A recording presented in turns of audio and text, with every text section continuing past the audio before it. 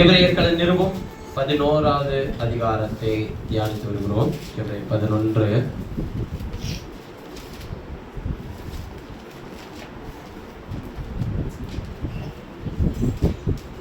29வது வசனத்திலிருந்து. விசுவாசத்தினாலே அவர்கள் சிவந்த சமுத்திரத்தை உலர்ந்த தரையை போல கடந்து போவது போல கடந்து போனார்கள். எகிப்தியர் அப்படி செய்ய துணிந்து அமிழ்ந்து போனார்கள். விசுவாசத்தினாலே எரிகோ பட்டணத்தின் மதில்கள் 7 நாள் சுற்றி வரப்பட்டு விழுந்தது. விசுவாசத்தினாலே ராகாப் என்னும் வேசி வேவுகாரரை சமாதானத்தை ஏற்றுக்கொண்டு கீழ்ப்படர்களுடைய கூட சேதமாக இருந்தார். பின்னும் நான் என்ன சொல்லுவேன்? கிதியோன், பாராக், சிம்சோன், யெப்தா, தாவீது, சாமுவேல் என்பவர்களையும் தீர்க்கதரிசி குறித்து நான் விவரம் சொல்ல வேண்டுமானால் காலம் போதாது. விசுவாசத்தினாலே அவர்கள் ராஜ்யங்களை ஜெயித்தார்கள், நீதி நடப்பித்தார்கள், வாக்குத்தத்தங்களை பெற்றார்கள், சிங்கங்களின் வாய்களை அடைத்தார்கள், அக்கினியின் உக்கிரத்தை அவிழ்த்தார்கள், பட்டயக்கருக்கு தப்பினார்கள், பலவீனத்தினால் பலன் கொண்டார்கள், யுத்தத்தில் வல்லவரானார்கள், அந்நியருடைய சேனைகளை முறியடித்தார்கள், ஸ்திரீகள் சாக தங்களுடையவர்களை உயிரோடு பெற்றார்கள். வேறு சிலர் மேன்மையான உயிர்த்தலை அடைபிடிக்க விடுதலை பெற சம்மதியாமல் பாதிக்கப்பட்டார்கள். மேலும் வேறு சிலர் மேன்மையான உயிர்த்தெழுதலை அடையும்படி விடுதலை பெற சம்மதியாமல் வாதிக்கப்பட்டார்கள். வேறு சிலர் நிந்தைகளையும் அடிகளையும் கட்டுகளையும் காவல்களையும் அனுபவித்தார்கள். கல்லெறியுண்டார்கள், வாளால் அறுக்கப்பட்டார்கள், பரீட்சை பார்க்கப்பட்டார்கள், பட்டயத்தால் வெட்டப்பட்டு மரித்தார்கள். வெள்ளாட்டு தோள்களையும் போர்த்துக் கொண்டே திரிந்து உபத்திரங்களையும் துன்பத்தையும் அனுபவித்தார்கள். உலகம் அவர்களுக்கு பாத்திரமாக இருக்கவில்லை. அவர்கள் வனாந்திரங்களிலேயும் மலைகளிலேயும் குகைகளிலேயும் பூமியின் வெடுப்புகளிலும் சிதறுண்டாயிட்டார்கள். இவர்கள் எல்லாரும் விசுவாசத்தினாலே நற்சாட்சி பெற்றோம் வாக்குத்தத்தம் பண்ணப்பட்டதை அடையாமல் போனார்கள். அவர்கள் நம்மை அல்லாமல் பூர்ணாகாதபடிக்கு விசேஷ நன்மையான ஒன்றை தேவன் நமக்கென்று முன்னதாக நியமித்திருந்தார். போதும் அவ்வளவுதான். இது நம்ம ஒவ்வொரு தனிப்பட்ட நபராய் நம்ம எடுத்து பேசினால் நமக்கு நிறைய விஷயங்களை நாம் தெரிந்து கொள்வோம். கிதியோன், பாராக், சிம்சோன், யெப்தா, தாவீது, சாமுவேல் தீர்க்கதரிசிகளை குறித்து விவரமாய் பேச வேண்டுமானால் காலம் போதாது. ஆனால் இவர்கள் என்ன செய்தார்கள் என்பதை அடுத்து பட்டியலிட்டு போட்டுட்டே வரார். இவர்கள் எல்லாரும் விசுவாசத்தினாலே நற்சாட்சி பெற்றிருந்தும் வாக்குத்தத்தம் பண்ணப்பட்டதை என்ன பண்ணலையா? அடையாமல் போனார்கள். சரி, இப்ப நான் கேட்க போற விஷயங்களை நீங்க கவனிச்சுக்கணும். இந்த நாளில் நான் பேசும்படிக்கு எடுத்துக்கொண்ட என்னுடைய மையப்பொருள் எபிரேயருக்கு கொடுத்த நிருபம் அதன் வெளிச்சம் என்கிற தலைப்பின் கீழ் இந்த 114வது வாரம் உங்களோடு கூட கர்த்தருடைய வார்த்தையை பேசிக்கொண்டிருக்கிறேன். அதுல நான் தியானிக்க போகிற காரியம்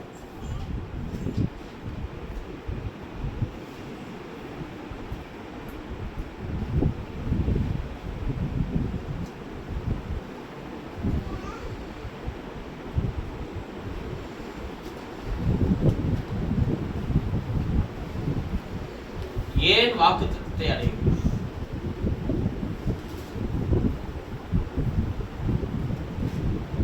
என்கிற மையப்பொருளை கொண்டு உங்களோடு கூட பேச நான் விரும்புகிறேன். ஏன் வாக்குத்தத்தத்தை அவர்கள் அடையவில்லை? ஏன் வாக்குத்தத்தம் பண்ணப்பட்டதை அடையாமல் போனார்கள் என்று வேதம் சொல்லுகிறது. அவர்களிடத்தில் விசுவாசம் இருந்தது. அவர்கள் விசுவாசத்தினாலே நற்சாட்சி பெற்றிருந்தார்கள். அவர்கள் விசுவாசத்தினாலே சிங்கங்களை வாய்களை அடைத்தார்கள். அவர்கள் விசுவாசத்தினாலே சத்துருவைகளை ஜெயம் எடுத்தார்கள். அப்படி இருந்தும் அவர்கள் ஏன் வாக்குத்தத்தம் பண்ணப்பட்டதை அடையாமல் போனார்கள்? சரி, இப்ப இன்றைக்கு உலகம் முழுசும் தியானிக்கிற ஒரு விஷயங்களை நான் உங்களோடு கூட சொல்லுகிறேன். இஸ்ரவேலர்கள் எகிப்திலிருந்து புறப்பட்டு, அதாவது இதை யாரு சொல்லி நான் சமீபத்துல கேட்டேன்னு சொல்லி கேட்டீங்கன்னா, இஸ்ரவேல் பிரதமர் பேசுகிற ஒரு வார்த்தையில அவர் சொல்லும்போது சொல்லுகிறார், பெஞ்சமின் நெத்தனியாக சொல்லும்போது அவர் சொல்றாரு, இதெல்லாம் எங்களுக்கு இது புதுசே இல்லைங்க, எங்கள் முற்பிதாக்கள் காலத்துல இருந்து நாங்க இதெல்லாத்தையும் அனுபவிச்சு வரோம்.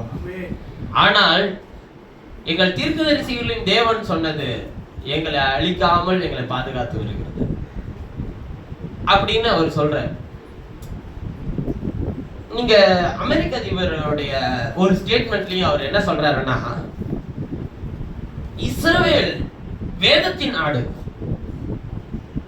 அதை அழிக்க கூடாது, அதை காப்பாற்ற வேண்டியது என்னுடைய கடமைன்னு சொல்லி சொல்றாரு. இப்ப இது எல்லாமே பார்க்கிறதுக்கும் கேட்கறதுக்கும் ரொம்ப சூப்பரா அற்புதமா இருக்கும். ஆனால் ஒரு நாட்டினுடைய இரு நாட்டினுடைய மிகப்பெரிய தலைவர்கள் சொல்லுகிற ஒரு கருத்து ஒருமித்து எதை பேஸ் பண்ணி இருக்கு அப்படின்னு சொல்லி கேட்டீங்கன்னா வேதத்தை. இப்ப என்ன கவனிங்க, இப்ப இவங்க ரெண்டு பேரும் அதை பேசல, இவர்களுடைய இருதயங்களை ஏவுகிறவர் உள்ள உட்கார்ந்துட்டு இருக்கிறார். விளக்குதுங்களா? இவர்கள் இருவரும் என்ன செய்யணும் அப்படின்றத வேதத்தில் தீர்க்கதரிசிகள் மூலமாய் சொன்ன கர்த்தருடைய ஆவியானவர் இவர்களுக்குள்ள இருந்து அந்த காரியத்தை நடப்பித்துக் கொண்டிருக்கிறார். இப்படி நான் சொல்றதுனால நீங்க இது எப்படி புரிஞ்சுப்பீங்க அப்படின்னா, கர்த்தருடைய ஆவியானவர் தான் அந்த ராஜாக்கள் மேல இருக்கிறாரு அப்படின்னு சொல்லி உங்களுக்கு தோணும்.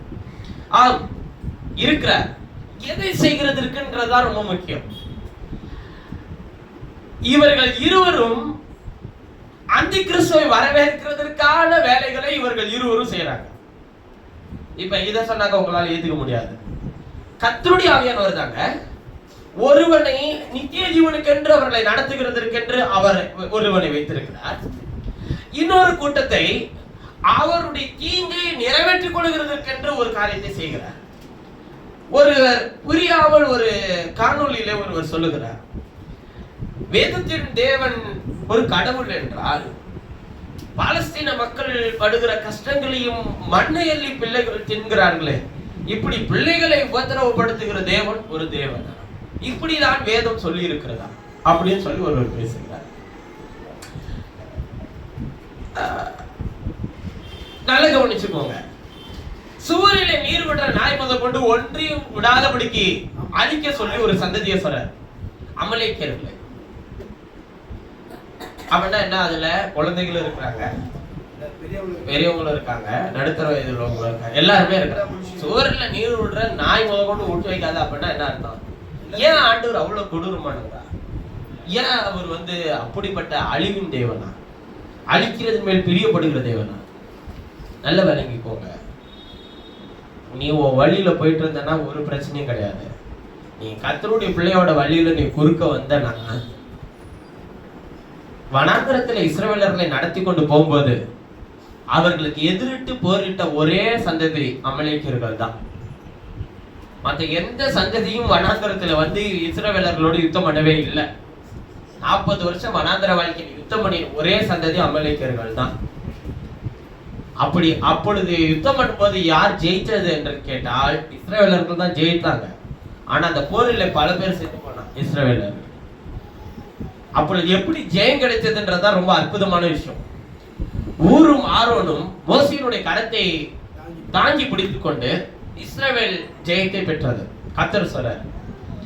ஆனா கர்த்தர் அந்த போர் யுத்தம் முடித்து ஜெயம் எடுத்தோன்னு என்ன சொன்னார் தெரியுங்களா? அமலேக்கியர்களை பூமியின் தூளில் இராதபடிக்கு நான் நிர்மூலமாக்குகிற நாள் வரும்னு சொன்னார். அதை யாரை கொண்டு நிறைவேற்றி முடிச்சாரு தெரியுங்களா? எங்க வனாந்தரத்துல மோசேக்கு நடந்த சம்பவத்தை சொன்ன விஷயத்த சவுலை கொண்டு தேவன் நிறைவேற்றி முடிக்கிறார். அப்ப எத்தனை ஜெனரேஷன் தாண்டி போய் அந்த வேலை நடக்குதுன்றத பாத்துக்கோங்க. ஆமத்தான் அவர் சொன்னதை என்ன பண்ணிடுவாருங்க, நிறைவேற்றிடுவாரு கண்டிப்பா. யாரை கொண்டு நிறைவேற்றணும்ன்றது யாருக்கு மட்டும்தான் தெரியும், அவருக்கு மட்டும்தான் தெரியும். சரி, விளங்கிக்கோங்க. இவர்கள் இருவரும் செய்கிற ஒவ்வொரு காரியமும் ஒட்டுமொத்த உலகத்தையும் அதிர செய்யுது.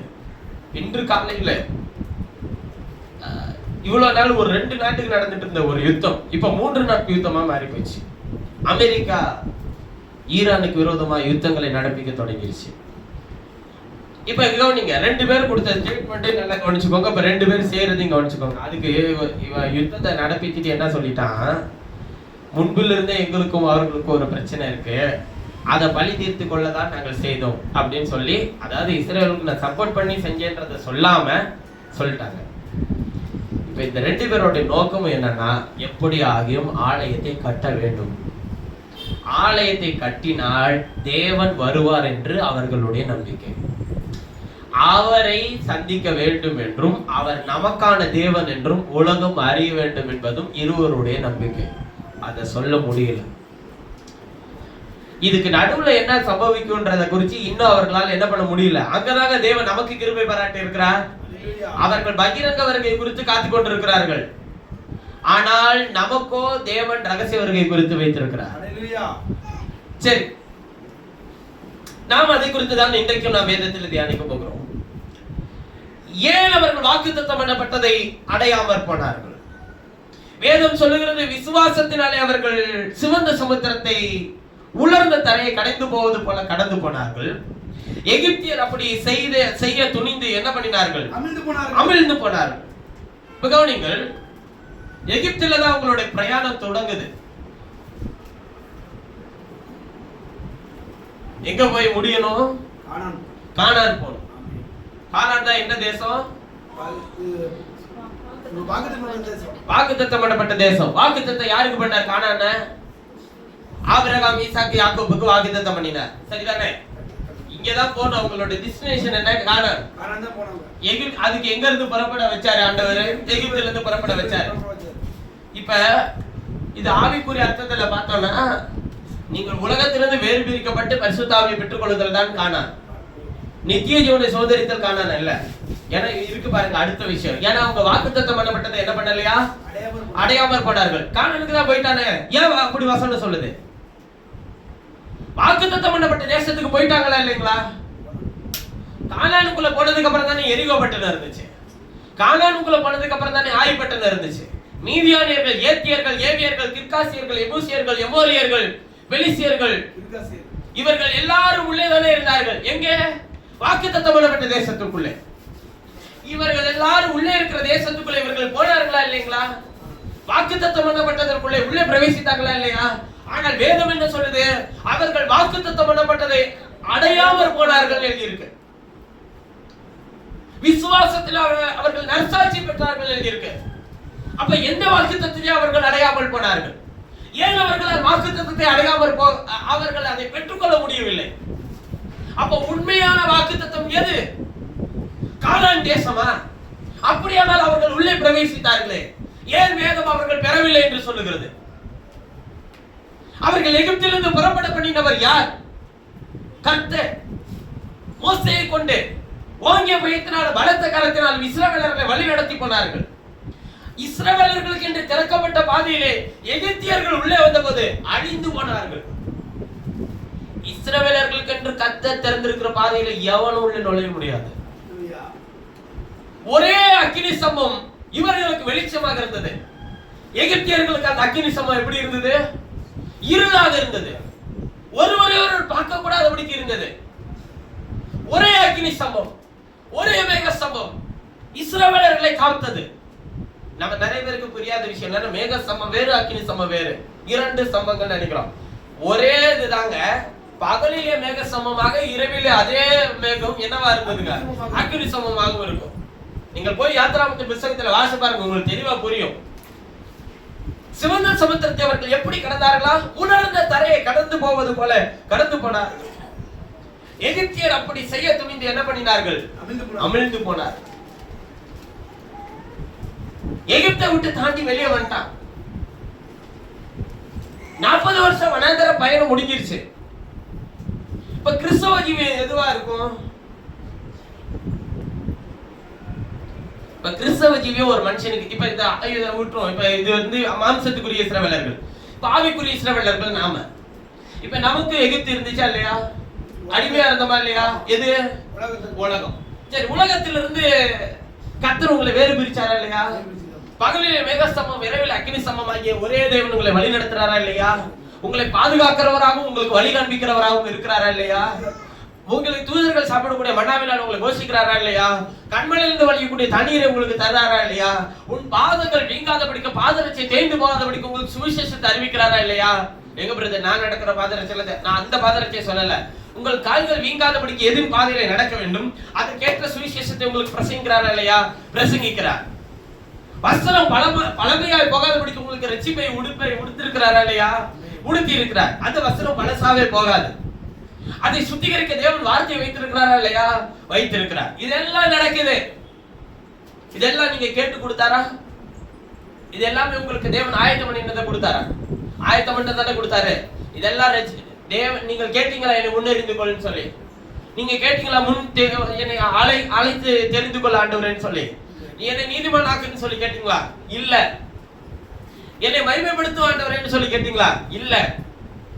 அதே மாதிரிதான் இஸ்ரவேலர்களும் அப்படி அல்ல. ஆனால் அவர்களுக்கு இதெல்லாம் தேவன் கொடுத்தாரா? கொடுத்தார். நமக்கு செய்திருக்கிறாரா?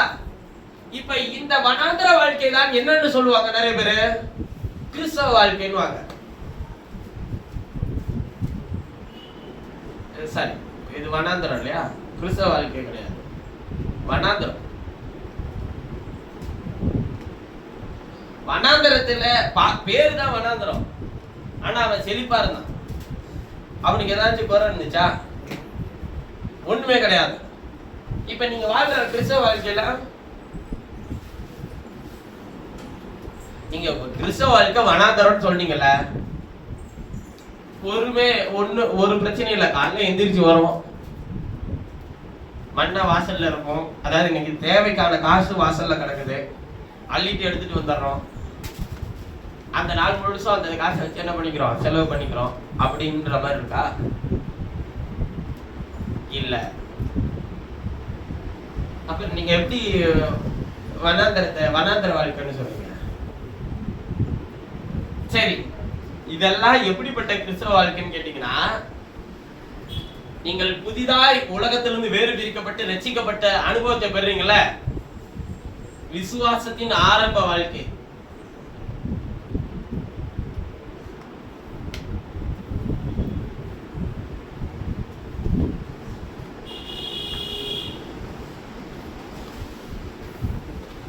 இதை எப்படி கூட்டிட்டு போவார் தெரியுங்களா? அடுத்த ஸ்டேஜ், அதாவது உலகத்திலிருந்து ரட்சிக்கப்படுறது ஒரு பெரிய விஷயம். அதை விட ரொம்ப முக்கியமான விஷயம், உங்க விசுவாசத்தை காட்ட நீங்க யோர்தானுக்குள்ள தாண்டி வரணும். யோர்தான்கிட்ட போயிட்டீங்க அப்படின்னாலே எதெல்லாம் நின்னு போயிரும்? மண்ணா, கண்மலந்து வடியக்கூடிய தண்ணீர், பகலில் மேக சமயம், இரவில் அக்கினி சமயம், ஒண்ணுத கூட பார்க்க முடியாது. பாத்திரத்தை தேஞ்சி போக ஆரம்பிக்கும், கால் வீங்க ஆரம்பிக்கும், எல்லாம் இருக்கும். இப்ப எகிப்தில இருந்து அவர்கள் செங்கடலை தாண்டி வர்றதுக்கு அவங்க கையில ஒண்ணுமே கிடையாது. மோசையை கொண்டு கர்த்தர் நடத்தினார். ஆனால் யோர்தான்கிட்ட வரும்போது எல்லாரும் தங்களை பரிசுத்தம் பண்ண வேண்டும். யோசுவா கட்டளையிட்டானா என்ன? 3 நாளைக்குள்ளே நீங்கள் உங்களை பரிசுத்தம் பண்ணிக் கொள்ளுங்கள். தேவன் இந்த யோர்தானை தாண்டி போக நம்மை தாண்டி போக செய்ய தேவன் வல்லவராய் இருக்கிறார். ஊழியம் மாற்றப்பட்டுச்சு, புது ஊழியர், புதுமையான ஒரு உபதேசம்.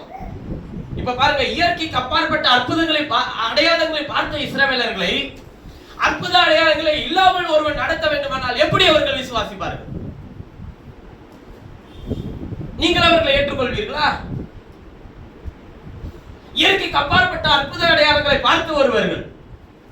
அவர்கள் காடையை கேட்டபோது, அவர்கள் எங்களுக்கு இறைச்சி வேணும்னு கேட்டபோது மோசே போய் வேண்டிக் கொண்டு வானத்திலிருந்து கர்த்தர் காடையை ஒரு முழ உயரத்துக்கு போட்டார். அப்படிப்பட்ட ஊழியக்காரனை பின்தொடர்ந்த இஸ்ரவேலர்கள் திடீரென்று ஊழியம் மாற்றப்பட்டு இந்த அற்புத அடையாளங்கள் எல்லாம் குறைஞ்சு போயிருச்சு. நீங்க என்ன சொல்லுவீங்க? நீங்க அப்படிப்பட்ட ஒரு ஊழியர் எல்லாம் குறைஞ்சிச்சு, எதுவுமே நடக்கல, நீங்க என்ன சொல்லுவீங்க? சும்மா சொல்லுங்க. நானா இருந்தா என்ன சொல்ல தெரியுமா? இவன்கிட்ட கர்த்தருடைய வல்லமே இல்ல. எங்களுடைய ஊழியராகி மோசே எப்படி இருந்தார் தெரியுமா? அவர் இயற்கைக்கு அப்பாற்பட்ட அற்புதங்களை அடையாளங்களை செய்து காட்டினார். இவன் ஊழியன் என்று சொல்லிக் கூறுகிறான். இவனால் ஒரு அற்புதத்தை செய்ய முடியவில்லை. ஆனால் அவன் சொல்லுகிறான், உங்களை நீங்களே பரிசுத்தம் பண்ணிக் கொள்ளுங்கள், நான் கழிவெல்ல முடியாது. உங்களை பரிசுத்தம் பண்ணிக் கொள்ளுங்கள், உங்கள் குடும்பங்களை பரிசுத்தம் பண்ணிக் கொள்ளுங்கள். தேவன் 3 நாளைக்குள்ள யோர்தானை கடந்து போக செய்ய வல்லவராய் இருக்கிறார் சொல்றான். செவி கொடுத்துதான் ஆகணும். அற்புதம் இல்லையா செத்து போயிடுவோம். செவி கொடுத்தார்கள். யூதாவின் கோத்திரத்தை முன்பாக நிறுத்தினான் யோசுவா. உடன்படிக்கை பெட்டியை தோளிலே சுமக்கும்படிக்கு கர்த்தர் கட்டளையிட்டார். கோத்திரம் உடன்படிக்கை பெட்டியை தூக்கி கொண்டு ஆசாரியர்கள் போனார்கள். 12 கோத்திரத்துக்கு 12 பேரை தேர்ந்தெடுத்தார். ஆசாரியருடைய பாதங்கள் யோர்தானின் கரையிலே பட்டவுடனே யோர்தான் பின்னிட்டு திரும்பினது. அப்பதான் பிரமிச்சா. அதாவது இங்க எப்படி அற்புதம் இனிமே நடக்கும்னா, இங்க வார்த்தை கேட்டாலும் கேட்கலனாலும் மோசையினுடைய காலத்துல அற்புதம் நடந்துட்டு இருந்துச்சு. உட்காந்து காலையில அழுவாங்க. எதுக்குன்னு கேட்டா தண்ணீர் வேணும்னுவா. தண்ணீரை கொடுத்தாரு. ஏன்டா அழுகுறன்னு கர்த்தர் கேட்டாரா? கேட்கல. அப்புறம் அடுத்த நாள் காலையில உட்காந்து அழுதாங்க. என்ன வேணும்னு கேட்டாங்க. என்ன சொன்னா? எங்களுக்கு அப்போ வேணும், ஏதாச்சும் போஜனம் வேணும்னு சொல்லி கேட்டான். உடனே கர்த்தர் வானத்துல இருந்து என்ன கொடுத்தாரு? மன்னாவை கொடுத்தாரு. ஏன் அழுகிற, என்ன பரிச்சை பார்க்கறேன்னு சொல்லி கேட்டாரா? இல்ல. கேட்க கொடுத்துட்டே இருந்தான். அப்புறம் ஒரு நாள் உட்கார்ந்து இருந்தான். எங்களுக்கு எகிப்தில இருந்த வெள்ளரிக்காய்களையும் முண்டி கீரைகளையும் நாங்கள் சாப்பிட்டு வாரத்துக்கு ஒரு முறை நாங்கள் இறைச்சி பாத்திரங்கள் என்று உட்கார்ந்ததை நாங்கள் நினைவு கூறுகிறோம். இங்கே வனாந்தரத்தில் எங்களுக்கு இந்த அற்பமான போஜனம் என்ன இருக்குன்னு சொல்லி கேட்டா. எதை தெரியுங்களா? தூதர்கள் சாப்பிடக்கூடிய மன்னாவை. அதை முறையா வாங்கும் போது எல்லாரும் என்ன சொன்னாங்க தெரியுங்களா? கொத்துமல்லி அளவா இருக்கிறது, இது என்ன அற்புதமான போஜனம், தேனிலிட்ட பணியாரம் போல இருக்கிறதுன்னு சொன்னது இவங்கதான். அதே அவங்கதான் என்ன பண்ணிட்டாங்க? இப்ப ஒரு தொண்ணுக்கு பிரியாணி மேல ஆசைன்னு வச்சுக்கோங்களேன், அதே குடுக்க என்ன ஆயிருது? வெறித்து போய் இது என்னத்துக்கு, இந்த போஜனம் வேற ஏதாகிலும் இருக்கிறதா அப்படின்ற மாதிரி ஆயிடுது. அது மாதிரி அவர்கள் தேனிலிட்ட பணியாரம் முதலா சொன்னது போக போக அவர்களுக்கு என்ன ஆயிடுச்சுங்க? அதை வெறுக்கக்கூடிய சூழ்நிலை வந்துருச்சு. அதே அவர்கள் என்ன கேட்டாங்கன்னா, எங்களுக்கு இறைச்சி வேணும். கர்த்தர் அவர்களுக்கு ஏன்டா என்னை பரிச்சு, அதுக்கு மோசே கூட கர்த்தர்ட்ட போய் சொல்லுவாரு, ஆண்டவரே இத்தனை பேருக்கும் இறைச்சியை போடுறது எப்படி ஆண்டவரே முடியும்? வெஜிடேரியனா அவனே போய் அழிட்டு வந்தா பிரச்சனை இல்லை, இங்க நான் வெஜிடேரியன் போட்டு எல்லாம் இது பண்றதெல்லாம் கஷ்டம் ஆண்டவரே. அதுக்கு அவர் சொன்ன பதில் என்ன தெரியுங்களா? ரட்சிக்க கூடாதபடிக்கு கர்த்தருடைய கரம் குறுகி போயிருச்சோ, எதையாச்சும் கொடுத்து இவனை ரட்சித்தரலான்னு ஆண்டவர் நினைச்சிட்டாருங்க. ஆனால் வேதம் சொல்லுகிறது அவர் அதிகமான பேர்களிடத்தில் பிரியமா இருக்கிறது. காரணம், அவர்கள் பரீட்சை பார்த்து முறுமுறுத்து அவர்கள் தேவனுடைய காரியத்தை இழந்து போனார்கள். நல்ல விளங்கிக்கோங்க. அதுக்கு அவர்கள்ட்ட இருந்த முதல் ஒரே ஒரு காரணம் என்ன தெரியுங்களா? தவறான விசுவாசம், தவறான புரிந்து கொள்ளுதல். அதுதான் ஆண்டவர்கிட்ட அவங்க பரீட்சை பார்க்கறதுக்கு முதல் காரணமாவே இருந்துச்சு. கானானுக்குள்ளே அவர்கள் உள்ளே பிரவேசிக்க நுழையும் போது கவனிங்கள், தூதர்கள் சாப்பிடக்கூடிய மன்னா, கண்மலிருந்து வடியக்கூடிய தண்ணீர் எதுவுமே இல்லை. ஆனால் யோசுவாவின் கையில் ஊழியம் மாற்றப்பட்ட பிறகு நடந்தது என்ன? உடன்படிக்கை பற்றிய தோல்ல சுமக்கணும். இப்ப மேக சபை அக்கினி சபை இல்ல, தோல்ல சுமக்க வேண்டிய காலம் வந்துருச்சு. இப்பொழுதான் ஒரு உண்மையான விசுவாசி தன்னுடைய விசுவாசத்தை காண்பிக்கிறதான ஒரு நேரம் வந்திருக்கு. தன்னை பரிசுத்தம் பண்ணிக் கொள்ள வேண்டும், தன்னை சுத்திகரித்துக் கொள்ள வேண்டும். ஒருவன் ஜலத்தினாலே பிறந்தாச்சு செங்கடல்ல, இப்ப இங்க யோர்தான்ல வரும்போது எதுல பிறக்கணுங்க? ஆவியினாலே பிறந்திருக்கணும். ஆவியினாலே பிறக்காத எவனும் யோர்தானை தாண்ட முடியாது. அதற்கு அடையாளமாய் அவர்களுக்கு தேவன் கொடுத்தது என்ன? உடன்படிக்கை பெட்டி. உடன்படிக்கை பெட்டிக்குள்ள என்ன இருந்தது? மன்னா வைக்கப்பட்ட பொற்பாத்திரம், ஆரோனுடைய துளிர்த்தக்கோல், உடன்படிக்கையின் 2 கற்பலகைகள். இது மூன்றும் எதை அடையாளப்படுத்துது? மன்னா வைக்கப்பட்ட பொற்பாத்திரம் யார் அது? இயேசு கிறிஸ்து மாம்சத்திலே வரப்போகிறார் என்பதை அடையாளப்படுத்துகிறது. உடன்படிக்கையின் தேவன் மாம்சத்திலே வரப்போகிறார் என்பதனுடைய அடையாளம் அது. அப்புறம் ஆரோனுடைய துளிர்த்தக்கோல், அவர் மாம்சத்தில் வந்தபோது மரித்து அடக்கப்பட்டு அவர் உயிர்த்தெழுவார் என்பதை அடையாளப்படுத்துகிறது. மூன்றாவது என்ன? உடன்படிக்கையின் 2 கற்பலகைகள். பழைய ஏற்பாட்டுக்குள்ளும் புதிய ஏற்பாட்டுக்குள்ளும் அவர் மாம்சத்திலே வந்து மரித்து அடக்கப்பட்டு உயிர்த்தெழுந்து அவர் தம்முடைய வார்த்தையை ஜீவிப்பார் என்பதை அடையாளப்படுத்துகிறது. உடன்படிக்கை பெட்டி ஒட்டுமொத்தமாய் கிறிஸ்துவை அடையாளப்படுத்துகிறதா இருக்கிறது. ஒருவன் கிறிஸ்துவுக்குள் இருந்தால் அவன் ஆவியினால் பிறக்கப்பட்டவனாய், அவன் மரணத்தை ஜெயகொள்கிறவனாய் இருக்கிறான். யோர்தான் என்பது என்ன? மரணம். ஆவியினால பிறக்காம ஒருத்தனும் மரணத்தை ஜெயிக்க முடியாது. மரணம் என்று சொல்லுகிறது, நான் சொல்லுகிற இந்த சரீர பிரகாரமான மரணம் அல்ல. அதை வேதம் சொல்லுகிறது, அது நீண்ட நெடிய தூக்கம், அதாவது அது ஒரு இளைப்பாறுதல். ஆனால் மரணம் எது? இவ்வுலகத்தின் அதிபதி. அவனை ஜெயங்கொள்ள ஆவியினால் பிறந்தவனால் மாத்திரமே முடியும். தண்ணீர்ல மூழ்கி ஞானசனம் ஆயிட்டா எல்லாரும் என்ன ஆயிட்டோம் நினைக்கிறோம். நம்ம எல்லாரும்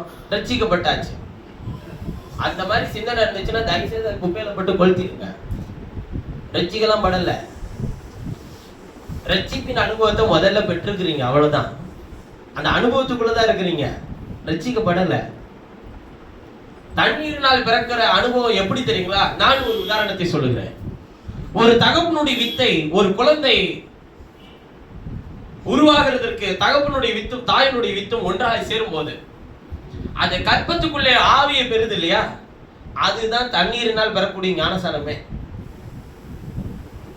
குழந்தை உள்ளே சிசுவாக உள்ளே இருக்கிறது என்கிற அடையாளம் தான் நாம் கிறிஸ்துவுக்குள் இருக்கிறோம் என்பதனுடைய ஒரே அடையாளம்.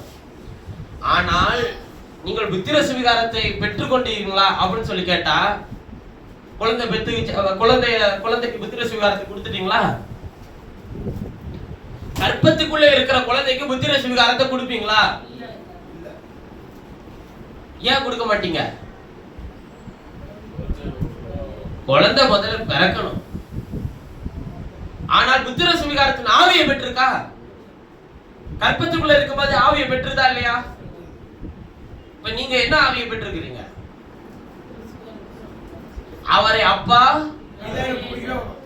கூப்பிட பண்ணுகிற புத்திர சுவிகாரத்தின் ஆவியை. அப்ப நீங்க எதுலதான் இருக்கிறீங்கன்னு அர்த்தம்? கற்பத்துக்குள்ளதான் இருக்கிறீங்க. சுவிகாரர்களா எப்பொழுது மாறுவீர்கள்? இந்த சரீர ரட்சிப்பு நிறைவேறும் போது சுவிகாரர்களாய் மாறுவீர்கள். ரட்சிப்பு 3 பரிணாமத்தில் நடைபெறுகிறது. ஒன்று ஆத்ம ரட்சிப்பு, ஆவிக்குரிய ரட்சிப்பு, மூன்றாவதான் சரீர ரட்சிப்பு. யார் ஒருவன் ரட்சிக்கப்பட்டேன் என்று சொல்லலாம் தெரியுங்களா? தேவனுடைய வருகையில எடுத்துக்கொள்ளப்பட்ட பிறகுதான் அவன் சொல்லலாம், நான் ரட்சிக்கப்பட்டேன். எடுத்துக்கொள்ளப்படலனாலே ரட்சிப்பு என்ன பண்ணிட்டோம்னு அர்த்தங்க, இழந்துட்டோம்னு அர்த்தம். நான் இந்த 2010வது வருஷம் 2009வது வருஷம் ஜனவரி மாதம் இந்த நாளில் தண்ணீரிலே மூழ்கி ஞானஸ்நானம் பண்ணப்பட்டு, அப்பொழுதிலிருந்து நானும் என் குடும்பத்தாரும் ரட்சிக்கப்பட்டு சபையிலே சேர்க்கப்பட்டு தேவனுடைய ராஜ்யத்தின் புத்திரர்களாக இருக்கிறோம். நான் ஞானஸ்நானம் வாங்கி வெளியே வந்த எல்லாருமே ஞானஸ்நானம் வாங்கினோட எல்லாரும் வந்து வாழ்த்துதல் சொல்லுவோம்ல. அந்த ஆராதனை முடிஞ்சோடனே சொன்னாங்க, இன்றைக்கு உன் பேர் ஜீவ புஸ்தகத்தில் எழுதப்பட்டிருக்கு, நீ சந்தோஷமா இருக்கிறியா? நமக்கு அப்ப அது அறியாம உள்ள காலம். எனக்கு எப்படி தோணும்னா, ஜீவ புஸ்தகத்தில் இன்னைக்கு தான் எழுதுனாங்களா, ஃப்ரெஷ்ஷா தான் இருக்கும் என் பேரு. அதுக்கு முன்னாடி ஆண்டவருக்கு என் பேரு என்ன பண்ணாங்க தெரியாது, இன்னைக்கு தெரிஞ்சிருச்சு, எழுதியிருப்பாரு. வசனத்தை படிக்க படிக்க தான் தெரியுது. ஞானதானம் வாங்கினதுக்கு அப்புறம் பேர் எழுதப்படலையா, பேர் எழுதுனதுனாலதான் நான் ஞானசானமே எனக்கு அந்த தண்ணீருக்குள்ள போயிருந்திருக்கிறேன்றதே தெரிய வந்துச்சு. பேர் எழுதப்பட்டதுனாலதாங்க நீங்க தண்ணீருக்குள்ள போய் நீங்க சபையில உட்காந்து ஆராதிச்சு கர்த்தரை மகிமைப்படுத்திட்டு இருக்கிறோம். நீங்க பெருமூச்சு விட்டு அவ்வளவுதான் நான் செஞ்சு முடிச்சிட்டேன்னு சொல்றதுக்கு இங்க ஒண்ணுமே என்ன செஞ்சு முடிக்கல. நம்ம எப்ப உங்களுக்கு பெருமூச்சு வரணும்னு தெரியுமா? அப்பா தேவனுடைய ராஜ்யத்துக்குள்ள வந்துட்டேன், நான் எடுத்துக்கொள்ளப்படுதலுக்குள்ள இருக்கிறேன். அப்பொழுதுதான் அந்த பெருமூச்சு எல்லாவற்றையும் செய்து முடித்தோன்ற சந்தோஷம் வரணும். நீயும் உன் வீட்டாரும் வேலைக்குள்ள பிரவேசினோட வேலையை முடிச்சிட்டோன்ற சந்தோஷம் வரணும். அதுவரையிலும் இங்க பெருமூச்சு விடுறதுக்கெல்லாம் நேரமே இல்ல. எந்த விதத்துல சாத்தான் நெருக்கி கொண்டே இருப்பான். அவன் எப்படி நெருப்பான்னு நீங்க நினைக்கிறீங்க? அந்த நித்திய ஜீவனை சுதந்திரிக்கிறதற்கு உங்களை எந்த வழியில நாம் தடை பண்ணி நிறுத்த முடியுமோ அந்த வழியெல்லாம் அவன் செய்து காட்டுவான். அப்படின்னா நீ பிரதரே தம்பியை சொல்லிடுச்சு அப்படின்னு நீங்க எப்படி புரிஞ்சுப்பீங்க? ஒரு பிரச்சனை வந்திருக்கு, சத்துரு தடை பண்ணி நிறுத்துறான். சத்துரு நிறுத்தல, சத்துரு உங்களை கொண்டுதான் பயன்படுத்திப்பாங்க தெரியுங்களா உங்களுக்கு? அவன் நேரா வந்து உங்களுக்கு குறுக்கெல்லாம் மறிச்சு நிக்க முடியாது. ஏன்னா உங்களுக்கு முன்னாடி நிக்கிறது யாரு? கர்த்தரு. அவருக்கு முன்னாடி வந்து அவன் நிக்க முடியுமா? அவன் வந்து ஒரு காரியத்தை தடை பண்ண முடியுமா? பைபிள்ல எங்கேயாச்சும் பிசாசு எதையாச்சும் தடை பண்ணி நிறுத்தி இருக்கிறான்னு சொல்லி பைபிள்ல எங்கேயாச்சும் வாசிக்க முடியுமா? ஒருத்தவனை கூப்பிட்டு காசு கொடுத்து கூப்பிட்டு பலிபடத்தை செப்பனிட சொல்லி பலியை செலுத்தி இஸ்ரவேலை சபிச்சிருன்னு சொல்லி ஒரு தீர்க்கதரிசியை கூப்பிட்டார். யாருன்னா ஒரு ராஜா பாலாக்கு கூப்பிடுறான். இவன் போய் பலிபடத்துல போய் நின்னவனை கர்த்தருடைய ஆவியானவர் பலமாய் அவன் மேல் இறங்கி இஸ்ரவேலை ஆசீர்வதித்தான். இஸ்ரவேலை ஆசீர்வதிப்பதே கர்த்தருக்கு பிரியம் என்று சத்தம் என்று சொன்னான். ஆமென். இப்ப எதுக்கு கூப்பிட்டான் ஒருத்தவன்? சபிக்க சபிக்க கூப்பிட்டான். சபிக்கிறேன்னு சொல்லிட்டு அவன் காசு வாங்கிட்டு வேற வந்தான். பலிபீடத்துல வந்து நின்னோட கர்த்தருடைய ஆவியானவர் அவனை என்ன பண்றாரு? நீ ஆசீர்வதிக்கணும். ஆசீர்வதிச்சுட்டான். உடனே ராஜா கேக்குறான், டேய் நான் உன்னை சபிக்க கூப்பிட்டா நீ அவனை ஆசீர்வதிக்கிறியா அப்படின்னு சொல்லி சார். அதுக்கு அவன் சொன்னான், பாரு அவன் ஆசீர்வதிக்கிறதா கர்த்தருக்கு பிரியமே தவிர அவனை சபிக்க முடியாதுயா. இவனை சபிக்க வைக்கணும்னா நீயோ நானோ இல்ல எவனோ நினைச்சாலும் முடியாது. அவன் நினைச்சாதான் அவனை முடியும். அதாவது என்னன்னா அவன் இந்த கீழே இருக்கிறான் பாரு அந்த இஸ்ரவேல, அவன் நினைச்சானா அவரே அவனுக்கு சாபத்தை அனுப்புவார். அப்படின்னா அவனை என்ன பண்ணணும்? அவனை கொஞ்சம் தூண்டி விட்டா போதும். அவன் கர்த்தருக்கு விரோதமா செய்துட்டா போதும். யாரை சபிச்சிருப்பா? இப்ப தடையை உண்டு பண்றது யாரு? உங்களுடைய தேவன் தான் உங்களுக்கு தடையாவே நிற்பாரு. காரணம் நாம பண்ற வேலை தான், நம்முடைய அவிசுவாசம் தான், நம்முடைய யோசனை தான், நம்முடைய சிந்தனை தான், நம்முடைய தவறான புரிதல் தான். நான் மீண்டும் சொல்றேன், நீங்க எல்லாத்துக்கும் பிசாசு பிசாசுன்னு சொல்றதே நிறைய பேர் தேவனை தான் சொல்லிட்டு இருக்கிறான். ஏன்னா அவரு தான் அந்த வேலையை செஞ்சிட்டு இருப்பாரு. நீங்க நல்ல கவனிங்க. இயேசு மாம்சத்துல வந்தபோது ஒரு விஷயத்த சொல்றாரு, நீங்கள் ஒரு வீட்டிற்கு போங்கள், அவர்களுக்கு வாழ்த்துதல் சொல்லுங்க. அவன் உங்களை ஏற்றுக்கொண்டால் அந்த வீடு அந்த வாழ்த்துதலுக்கு பாத்திரமானா இருக்கும். அவன் ஒருவேளை உங்களை ஏற்றுக்கொள்ளாவிட்டால் சோதோம் கொமோராவுக்கு நடந்தது போல அவர்களுக்கு சம்பவிக்கும். உங்கள் தூசியை உதறிப்பட்டு வாருங்கள் சொன்னார் இல்லையா? இப்ப அதை மட்டும் சொல்லல, அந்த வாழ்த்துதல் என்ன ஆண்டவரே அது திரும்ப உண்மடிக்கே வரும் சொன்னார்ல. இது என்ன? இதை எப்படி நீங்க பாக்குறீங்க? அந்த வீடு பாத்திரமா இருந்துச்சுன்னா அதுக்கு அந்த ஆசீர்வாதம் வாழ்த்துதல். அந்த வீடு பாத்திரமா இல்லைன்னா வாழ்த்து சொல்றவன்ட்ட பிரச்சனை இல்லை. அந்த வாழ்த்துதலுக்கு அந்த வீடு பாத்திரமா இருந்துச்சுன்னா மட்டும் போதும், அது நிச்சயமா நிறைவேறும். சில நான் சொன்னேன், அதுக்கப்புறம் தான் உங்களுக்கு இதெல்லாம் நடந்துருச்சு. நீ இல்லையா அதெல்லாம் நடத்தி கொடுக்கணும்னு ஒருத்தர் வச்சிருந்தாரு.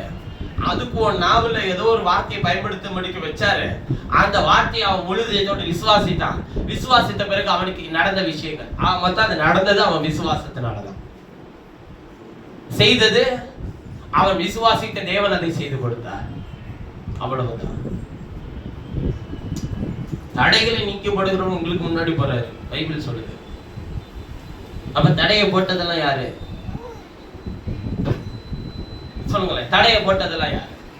இந்த 40 வருஷம் உங்களை திருப்பி திருப்பி கூட்டிட்டு வந்துட்டு இருந்தாரு. இதுக்கு தடையா இருந்தது யாரு? கானானுக்குள்ள போக கூடாது படிக்க இவங்க தான், இஸ்ரவேலர்கள் தான், நம்முடைய எண்ணங்கள் தான், நம்முடைய யோசனை தான். எதுக்கு 40 வருஷம் உங்களை வனாந்தரத்தில் இழுத்தடிச்சாருன்னா, வனாந்தரத்திலே அவங்களை கொன்னுட்டு ஒரு புது ஜெனரேஷனை உருவாக்கி அவர்களை கானானுக்கு கூட்டு போகணும். அவங்க சுவாசியும் பாவி உள்ள வரக்கூடாது அப்படின்னு கர்த்தர் இழுத்துட்டு போனார். சரி, உள்ள போனதுக்கு அப்புறமாச்சா இவங்களுக்கு எல்லாமே சரியாயிடும் பார்த்தா உண்மையான கிறிஸ்தவ வாழ்க்கை எங்க ஆரம்பிக்குதுங்க? யுத்த காலத்துலதான் ஆரம்பிக்கும். அபிஷேகம் பண்ணப்படுதெல்லாம் ஆரம்பிக்காது. யுத்த காலத்துல வந்தாதான் உண்மையான கிறிஸ்தவ வாழ்க்கை ஆரம்பிக்கும். கானானை தாண்டி எப்ப போனானோ அப்பொழுதுல இருந்து அவனுக்கு யுத்தம் தொடங்கிருச்சு. முதல்ல இருந்த பட்டணம் என்ன? எரிகோ.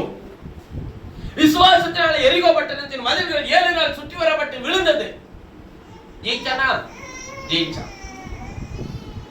விசுவாசத்தினால நாகப்பெண் வேசி வேவக்காரரை சமாதானத்தோடு ஏற்றுக்கொண்டு கீழ்ப்படியாதவர்களோடு சேதமாகாது இருந்தால் நடந்துச்சா? பின்னும் நான் என்ன சொல்லுவேன், இப்படி ஒரு சம்பவம் இல்ல, அதுதான் ஆரம்பம். யார் யாரெல்லாம் வர காட்சியில பாருங்க. கிதியோன், பாராக், சிம்சோன், எப்தா, தாவீது, சாமுவேல் என்பவர்களையும் தீர்க்கதரிசிகளை குறித்து நான் விவரமாய் சொல்ல வேண்டுமானால் காலம் போதாது. எதுவரையிலும் யுத்தம் தேசத்துல இருந்துச்சு?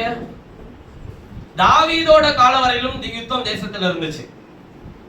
சாலமோன் பிறந்த பிறகு, சாலமோன் கையில ராஜ்யம் ஒப்படைக்கப்பட்டது பிறகுதான் யுத்தம். கர்த்தர் தேசத்துல யுத்தத்தை என்ன பண்ணினார்னு எழுதியிருக்குங்க, ஓய பண்ணினார்னு எழுதியிருக்கு. அதனாலதான் தாவீது எதை கட்ட முடியலங்க, ஆலயத்தை கட்ட முடியல. காரணம் அவன் யுத்தம் பண்ணி அவன் கைகள் எதனால இறந்திருந்ததுங்க, ரத்தத்தினால் நிறைந்திருந்தது. அதனால உன் குமாரன் எனக்கு ஆலயத்தை கட்டுவார்னு சொன்னார் ஆண்டவர். சொன்னோடனே தாவீது சொன்னா, உமக்கு ஆலயம் கட்டப்படுகிற வரையிலும் நான் இனிமே என் கட்டில ஏற மாட்டேன் ஆண்டவரே, நான் கீழே தான் படுத்திருப்பேன்னு சொல்லி படுத்திருந்தான். ராஜ சிம்மாசனத்தின் மேல் அந்த ராஜாவுக்கு கொடுத்திருக்கிற கட்டில் மேல் அவன் ஏறவே இல்லை. ஆலயம் கட்டப்படுகிற வரையிலும். நல்ல விளங்கிக்கோங்க ஒரு விஷயத்தை, யுத்தம் துவக்கின நாள் முதற்கொண்டு கர்த்தர் ஒவ்வொரு நியாயாதிபதிகளையும் எழுப்பி யுத்தத்தை நடப்பித்துக் கொண்டே வந்தார். பெலிஸ்தியர்களுக்கு விரோதமாய் சிம்சோன், மீதியானியர்களுக்கு விரோதமாய் கிதியோன், யோசுவா, எப்தா, தாவீது வரையிலும் யுத்தங்களை நடப்பித்துக் கொண்டே வந்தார். அவர்கள் செய்த எல்லா யுத்தங்களுமே தேவனுடைய ஜனத்துக்காக அவர்கள் செய்த மகத்துவமான யுத்தங்களாக இருந்தது. சத்துருக்களை அவர்கள் துரத்தினார்கள். விசுவாசத்தினாலே அவர்கள் ராஜ்யங்களை ஜெயித்தார்கள், நீதியை நடப்பித்தார்கள், வாக்குத்தத்தங்களை பெற்றார்கள், சிங்கங்களின் வாய்களை என்ன பண்ணினார்கள்? அடைத்தார்கள். அக்கினியின் உக்கிரத்தை அவித்தார்கள், பட்டயக்கருக்கு தப்பினார்கள், பலவீனத்தில் பலன் கொண்டார்கள், யுத்தத்தில் வல்லவர்களானார்கள், அந்நியருடைய சேனைகளை முறியடித்தார்கள், ஸ்திரீகள் சாக கொடுத்த தங்களுடையவர்களை உயிரோடு எழுந்திருக்க பெற்றார்கள். வேறு சிலர், அது யாருன்னா சாக கொடுத்த சிலர்னா தன்னுடைய பிள்ளைய சூனேமியால் தன்னுடைய பிள்ளைகளை சாக கொடுத்தார். இப்ப இவங்க எல்லாம் விசுவாச பட்டியல வராங்கன்றத அது அடையாளப்படுத்துறாரு. ஸ்திரீகள் சாக கொடுத்த தங்களுடையவர்களை உயிரோடு எழுந்திருக்க பெற்றார்கள். வேறு சிலர் மேன்மையான உயிர்த்தெழுதலை அடையும்படிக்கு விடுதலை பெற மேன்மையான உயிர்த்தெழுதலை அடையும்படிக்கு விடுதலை பெற சம்மதியார்கள் பாதிக்கப்பட்டார்கள். வேறு சிலர் அடிகளையும் கட்டளையும் காவலையும் அனுபவித்தார்கள், கல்வேறி கொண்டார்கள், வாழல் அறுப்புண்டார்கள், பரிசை பார்க்கப்பட்டார்கள், பட்டயத்தினால் வெட்டப்பட்டு மறித்தார்கள். அதாவது ஜெயித்தது மட்டும் இல்ல, இதுவும் தியாகங்களை செய்திருக்கிறாங்க. செம்மறியாட்டு தோள்களை பொருத்தி கொண்டு திரிந்து குறைவை உபத்திரத்தை துன்பத்தை அனுபவித்தார்கள். உலகம் அவர்களுக்கு என்னவா இல்லை, மாத்திரமாய் இருக்கவில்லை. அவர்கள் வனாந்தரங்களிலேயும் மலைகளிலேயும் குகைகளிலேயும் பூமியின் வெடிப்புகளிலும் சிதறண்டார்கள். இவர்கள் எல்லாரும் விசுவாசத்தினாலே நற்சாட்சி பெற்றோம், வாக்குத்தத்தம் பண்ணப்பட்டதை அடையாமல் போனார்கள். இப்ப இதுதாங்க விஷயமே. இவ்வளவு செய்துமே விசுவாசத்தினாலே நற்சாட்சி எல்லாம் பெற்றுமே வாக்குத்தத்தம் பண்ணப்பட்டதை அடையவே இல்லைங்க. எதுங்க வாக்குத்தத்தம்? கானானுக்குள்ளதான் போயிட்டான்ல, முற்பிதாக்களுக்கு வாக்குத்தத்தம் பண்ணினதுதான் பெற்றுக்கொண்டான்ல. எதுக்குள்ள இவங்க போலன்னா நித்திய ஜீவனாகி இயேசுவை சொந்தரிக்கல. கிறிஸ்து வருவார்னு அவங்க காத்திருந்தாங்க. வந்தபோது அவரை சிலுவையில் அறைந்து அவமானப்படுத்தினார்.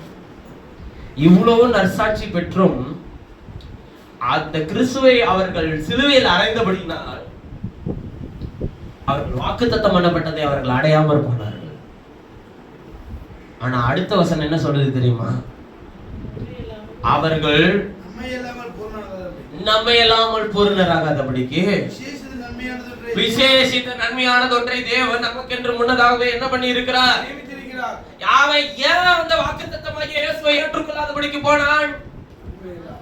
நீங்கள் விசுவாசத்தினால் வாக்குத்தத்தத்தை பெற்றுக்கொள்ள வேண்டும் என்பதற்காக தான். அவன் ஏன் வாக்குத்தத்தம் பண்ணப்பட்டதை அடையாமல் போனான்? நீங்கள் அடைய வேண்டும் என்பதற்காக தான். நம்மை அல்லாமல் அவர்கள் என்ன ஆகக்கூடாது? அவர்கள் எடுத்துக்கொள்ளப்படுதலுக்குள்ளே பிரவேசிக்க முடியாது. யாரு? இந்த விசுவாசத்தினால் கிரியைகளை நடப்பித்தவர்கள் எல்லாரும், விசுவாசத்தினால் நற்சாட்சி பெற்றவர்கள் எல்லாரும்.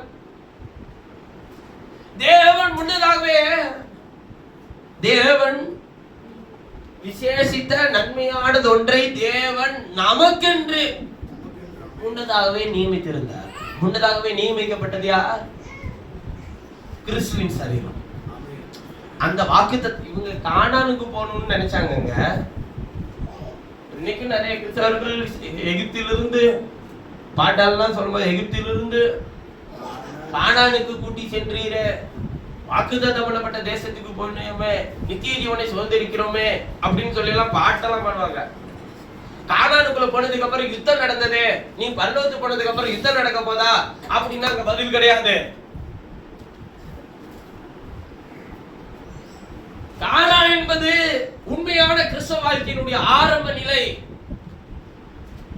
அங்கே ஆவிக்குரிய செழிப்புகள் உண்டு. நீ எந்த சூழ்நிலையிலும் எதை மட்டும் விட்டுறக்கூடாது, உடன்படிக்கை பெட்டியை மட்டும் தூக்கி விட்டுறக்கூடாது. சத்துருட்ட கொடுத்துட்ட அவன் வீடு ஆசீர்வதிக்கப்படும். சொல்லுவோம்ல, உனக்கு என்னப்பா, உனக்கு எல்லாம் இருக்கு, எனக்கு அப்படி இல்லை அப்படி நீங்க சொல்லுவீங்க இல்லையா?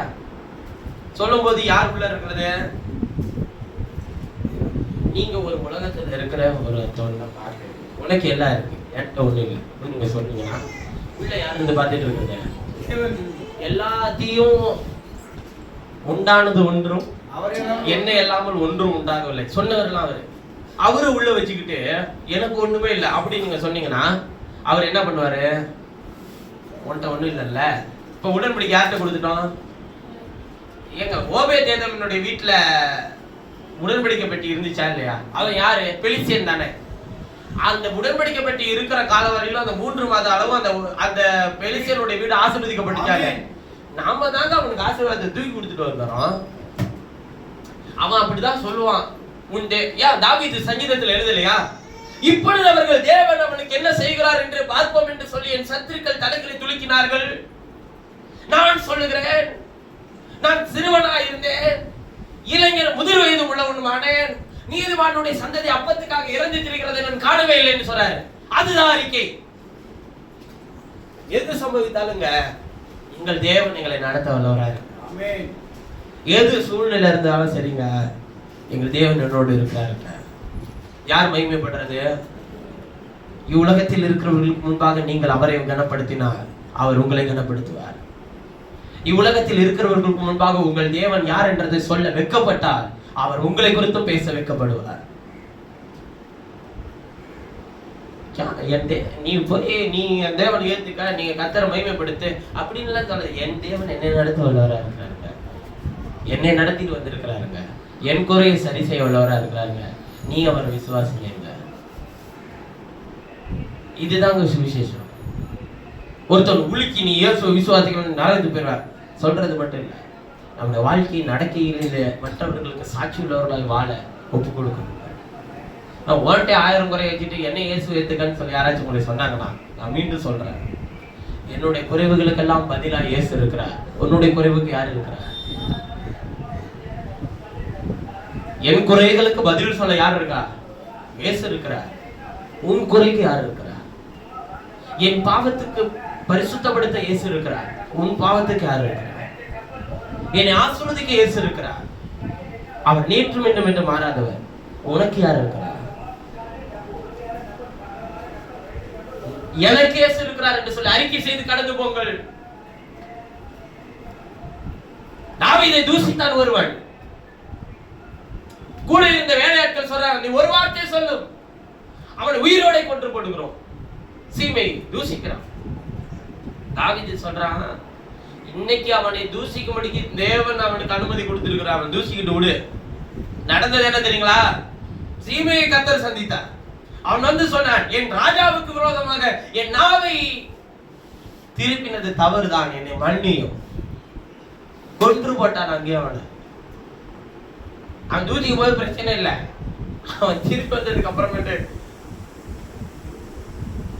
கர்த்தர் நம்முடைய வாழ்க்கை எங்க வச்சிருக்கிற தெரியுங்களா? முதல்ல நீங்க யார் தெரியுமா? நம்முடைய வாழ்க்கையினுடைய தரம் என்னன்னு தெரியுமா? நம்முடைய மேன்மை என்னன்னு தெரியுமா? நம்முடைய நடக்கை என்னன்னு தெரியுமா? நம்ம யார் எதற்கென்று அழைக்கப்பட்டிருக்கிறோம் தெரியுமா? அந்த நிலையில இருக்கிறவங்க உலகத்தில் இருக்கிறவங்க பயப்படுற மாதிரி பயந்தீங்கன்னா என்ன ஆகும் சொல்லுங்க பார்க்கலாம். அதான் நேற்று முன்தினம் நான் என்னுடைய செய்தியில சென்னையில இருக்கும்போது நான் பிரசங்கிக்கும் போது சொன்னேன், நீ உலகத்தை குறிச்சு பயந்துட்டு இருந்தேன்னா நீ தேவனுடையவன் அல்ல. என்ன சம்பவிக்குமோன்னு சொல்லி யாராச்சும் பைபிள்ல பயந்து இருக்கிறாங்களா? இல்ல. என்ன சம்பவிச்சாலும் அவர் என்னோட கூட இருக்கிறார் என்கிற தைரியம் தான் அவர்களை ஜெயபலமே வைத்து பயந்துகிட்டே உட்கார்ந்து இருந்தாங்க. சவுல் முத கொண்டு ராஜ்ய காலத்துல எல்லாருமே யுத்த காலத்துல எல்லாருமே உட்கார்ந்துட்டு இருந்தான். பெலிஸ்தியன் ஒரே ஒருத்தவன், ஒரு பெரிய கூட்டமாக்க கூட பரவாயில்ல, ஒருத்தவனுக்கு பயந்துட்டு ராணுவமே உட்கார்ந்துட்டு இருக்கு. அதிர்ஷ்டம் கொடுக்க வந்தவன் கர்த்தருடைய ஆவினால் நிரப்பப்பட்டு சொல்றான், இந்த விருத்த சேதனம் இல்லாத பெலிஸ்தியன் எம்மாத்திரம்னு சொல்லி சொல்றான். கர்த்தர் அவனுடைய கரங்களில் அவனை ஒப்பு கொடுத்தாரா இல்லைங்களா? உங்களுடைய பார்வை எப்படி இருக்கணும்னா தேவனுடைய பிள்ளை என்கிற அதிகாரத்தோடு பார்க்கணும். இந்த உலகத்துக்கு அடிமையானவனுடைய பார்வை நமக்கு இருக்கக்கூடாது. அது செய்ய முடிஞ்சிச்சுன்னா சொல்லணும் பிரதர், நம்மளால முடியாது. இப்ப தாவீது கோலியாத்தை வீழ்த்துவான், தாவீதால் முடிந்ததா? முடியாதுங்க, நம்மளால செய்ய முடியாதுதான். ஆனால் நீங்கள் பெற்றிருக்கிற அபிஷேகம் யாருடையது? நான் அபிஷேகமே பெறல பிரதர். அபிஷேகம் என்ன? நிறைய பேர் அபிஷேகம் பெற்றீங்களா? இப்ப உங்களை கேட்கிறாங்கன்னு வச்சுக்கோங்க, நீங்க அபிஷேகம் பெற்றீங்களா? சிலர் பரிசுத்தாவியை பெற்றது கூட டேட்டு காலெல்லாம் போட்டு வச்சிருக்காங்க. இந்த நாளில் இந்த ஆராதனையில் எனக்கு பரிசுத்த ஆவியை கிடைத்தது அப்படின்னு சொல்லிடலாம். எனக்கு தெரியும், ஊழியர்களை சொல்லி நான் கேள்விப்பட்டிருக்கேன். இந்த நாளில் இந்த ஒரு அறையில நான் ஜெபித்துக் கொண்டிருக்கும் போது கர்த்தருடைய ஆவியானவர் பலமா இறங்கினார். அப்பொழுது முதலாக பரிசுத்த ஆவியை பெற்றுக்கொண்டேன். இப்படிப்பட்ட ஆட்களுக்கு நீங்க என்ன சொல்லுவீங்க? இவர்களை தேவனுடைய பார்வையில் எப்படி நடப்பாங்க? தேவன் அவர்களை எப்படி பார்ப்பாரு நீங்க நினைக்கிறீங்க? அவர்கள் அறியாதவர்கள், வேதத்தை கேளாதபடிக்கு தன் செவியை விலக்கினவர்கள். இங்க பாருங்க, நீங்க ஒரு நாள் என்றோ ஒரு நாள் கர்த்தருடைய ஆவியானவர் உங்களை நிரப்புகிறது அல்ல. உங்களை உலக தோற்றத்துக்கு முன்னதாவே முன்குறிச்சி வேலைக்கு பிரிக்கப்பட்டு கர்த்தருடைய வார்த்தைக்கு நேரா வரீங்கல்ல. இப்ப உடனே நீங்க எல்லாரும் என்ன நினைப்பீங்க? அப்ப ஞானஸ்நானம் பண்ணப்பட்ட சமாரியர்கள் பரிசுத்தாவியை பெறாமல் இருக்கிறதா கண்டு பவுல் போய் கைகளை வைத்த போது அவர்கள் பரிசுத்தாவியை பெற்றுக்கொண்டார்களே, அவர்கள் திரும்பவும் ஞானஸ்நானம் பண்ணப்பட்டார்களே. நல்ல விளங்கிக்கோங்க, ஞானஸ்நானத்துக்கு பரிசுத்தாவிக்கு சம்பந்தமே கிடையாது. புரியுதுங்களா? பரிசுத்தாவியை பெறணும்னா என்ன செய்யணும் அப்படின்னு கேட்டீங்கன்னா, வார்த்தையை ஏற்றுக்கொள்கிறதுல தாங்க இருக்கு பரிசுத்தாவி. வேத வாக்கியங்கள் எல்லாம் தேவ ஆவியினால் அருளப்பட்டிருக்கு. எவனுக்குள்ளே கர்த்தருடைய வார்த்தையை வெளிப்படுத்தி வருகிறாரோ அவனுக்குள்ளே கர்த்தருடைய ஆவியானவர் வாசமா இருக்கிறார்னு அர்த்தம். பரிசுத்தாவி வந்தால் நீங்கள் என்ன செய்வீர்கள் சொல்லி எழுதியிருக்கு. பரிசுத்தாவி வந்தால் என்ன செய்வீர்கள், நீங்கள் என்ன செய்வீர்கள் பைபிள் சொல்லுது. அவர் என்ன செய்வார்னா, பாவத்தை குறித்தும் நீதியை குறித்தும் நியாய தீர்ப்பை குறித்தும் உலகத்தை கண்டித்து உணர்த்துவார். உங்களுக்குள்ள உட்காந்துக்கிட்டு உலகம் உள்ள வராதபடிக்கு கண்டித்து உணர்த்திட்டே இருப்பார். உங்கள் இருதயத்தை குற்றவாளியா ஆக்கிட்டு இருப்பாரு. அவர் செய்யறது அது. நீங்கள் பரிசுத்தாவியை பெற்றுக்கொண்டால் நீங்கள் என்ன செய்வீர்கள் பைபிள் சொல்லுது. பலன் அடைந்து முதலில் என்ன அடைவீர்கள்? அப்ப பலன் வந்துச்சுன்னா எது போகும்? பலவீனம், பயம், உலகத்தின் குழப்பம், தெளிவின்மை, அசுத்தம், இது எல்லாமே பலன் வந்துருச்சுன்னா போயிடும். பலன் அடைந்து யூதேயாவிலும் சமாரியாவிலும் எருசலேமிலும் பூமியின் கடைசி வருகின்றோம். நீ எங்கனாலும் இரு, எங்க இருந்தாலும் நீ எனக்கு சாட்சியா இருப்ப. அல்லேலூயா. சாட்சி சொல்வீர்களா? சாட்சிகளா இருப்பீர்களா? சாட்சிகளா இருப்பீர்கள். ஆமென். நீங்க செய்ய வேண்டியது அதுதான். அல்லேலூயா. அவர் நாம இத செய்யணும் சொல்றத பூரா செய்யறது இல்ல. மாறா இதெல்லாம் சிம்டம்ஸ் அடையாளம். கர்ப்பவதி ஆனாக்க ஒரு சிம்டம்ஸ் எல்லாம் வரல. அது மாதிரி தேவன் இருந்தாருன்னா சில சிம்டம்ஸ் வச்சிருக்கிறாங்க சபையில. நல்லா கவனிச்சுக்கோங்க. தேவன் வந்தால் உங்களை சகல சத்தியத்துக்கு நேராக என்ன பண்ணுவார்? நடத்துவார். சத்தியமாவது என்ன? நான் சொன்ன வசனமே சத்தியம். வசனத்தோட புரிதலை உங்களுக்கு ஏற்படுத்தி கொடுப்பாருங்க. அந்த புரிதலுக்குள்ள உங்களை கொண்டு வரதே தேவன் உலக தோட்டத்துக்கு முன்னதாவே உங்களை தெரிந்து கொண்டதுனாலதான் அந்த புரிதலுக்குள்ளே கொண்டு வர. நீங்கள் கேட்கிற விஷயங்கள் புதிதாவோ அல்லது நீங்கள் கேட்கிற விஷயங்கள் நீங்கள் கேட்டுக்கொண்டிருந்த விஷயங்களுக்கு எதிரடியாகவும் இருக்கலாம். ஆனால் வேதம் சொன்னால் எல்லாரும் அதை ஏற்றுக்கொண்டுதான் ஆக வேண்டும். எனக்கு அனுபவம் இருக்கிறது, உனக்கு இருக்கிறதா? என்னிடத்தில் அனுபவம் இல்லை, ஆனால் என்னிடத்தில் வார்த்தை இருக்கிறது. நீ களத்துல கோலியாத்துக்கு பயந்துட்டு உட்கார்ந்து இருப்ப, ஆனா நான் அதிர்ஷ்டம் கொண்டு வரவனாவே இருப்பேன். ஆனா கோலியாத்துக்கு எதிரிட்டு ஓடி போவேன். நானு முகமுகமாய் ஓடி போவேன். அவன் முகம் விழுகிற வரையில ஓடி போவேன். பயந்து பிடரி கால் அடிக்கிற மாதிரி ஓடி போக மாட்டேன். பின்னாடி நீ எதிரிட்டு வரியா, நானும் உனக்கு எதிரா வரேன். எவ்வளவு தூரம் வரியா வா. என் தேவன் என்னை கொண்டு அதை செய்து முடிக்க வல்லவராய் இருக்கிறார் என்கிற விசுவாசம் தான். அந்த ஓவர் கான்பிடன்ஸ் கொண்டு போய் நரகத்துல தள்ளிட முடியுது. சிலர் என் மேல வச்சு இந்த கான்பிடண்டா இருந்தா அந்த நரகத்துல கொண்டு போய் தள்ளுயா, என் தேவன் மேல வைக்கிற கான்பிடண்டா இருந்தா சிங்க கேபிக்குள்ள இருக்கிறவனையும் வெளியே கொண்டு வந்தாரையா, அக்கினி ஜுவாலைக்குள்ள இருக்கிறவனையும் வெளியே கொண்டு வந்தாரையா, கோலியாத்துக்கு முன்னாடி நிக்கிறவனையும் ஜெயக்குள்ள வைத்தாரையா. அவர் நேற்று மீண்டும் என்று மாறாதவராய் இருக்கிறாரையா, இன்றைக்கும் அவர் என்னோடு கூட இருக்கிறார், அதை செய்ய வல்லவராய் இருக்கிறார். அதான் விசுவாசம் எனக்குள்ள. எங்க ஒரு அறியாத ஒரு விஷயத்தை முரட்டுத்தனமா விசுவாசிக்கிறீங்களே, அறிந்து கொண்டவரை நான் எப்படி விசுவாசிப்பேன்? எப்படியாகிலும் என் தேவன் எனக்கானதை செய்து முடிப்பார். குறுக்கோள் செய்வார். அவர் என்ன செய்யணும் நீங்க எதிர்பார்க்கறீங்க சொல்லுங்க பார்க்கலாம். நான் ஒரு தொழில் அப்படித்தான் கேட்டேன், எப்படியாகிலும் என் தேவன் எனக்கானதை செய்து முடிப்பார். என்ன செய்யணும்னு நீங்க எதிர்பார்க்கறீங்க? எனக்கு ஒருத்தவன்ட்டு அந்த வர வேண்டிய பணத்தை மட்டும் வாங்கி கொடுத்துட்டாருன்னா போதும். ஏன் தேவன் எதுல அவன் கிரியை செய்யறாரு? பணத்தை வாங்கி கொடுக்கறதுக்கு யாருக்கு கிரியை செய்யணுமா? எப்படி ஆகிலும் அவர் எனக்கு தர வல்லவராக இருக்கிறார். நீ எதுக்கு அவன்கிட்ட கொடுத்த? இப்ப ஆண்டவர் என்கொயரி இருக்கிறாரு, நீ எதுக்கு அவன்கிட்ட கொடுத்த? ஏதாச்சும் வரும்னு நினைச்சு கொடுத்த. என்ன வரும்னு கொடுத்த? ஏதாச்சும் ஒரு இது வரும்னு கொடுத்தேன். எது அது? அவர் நோண்டி நொங்க எடுப்பாரு உள்ள உட்காந்துக்கிட்டு.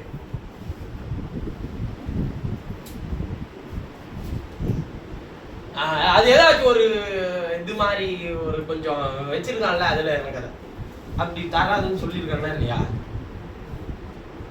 அப்புறம் எப்படி ஆகிலும் வாங்கி தருவாருன்னா எப்படி வாங்கி தருவாரு?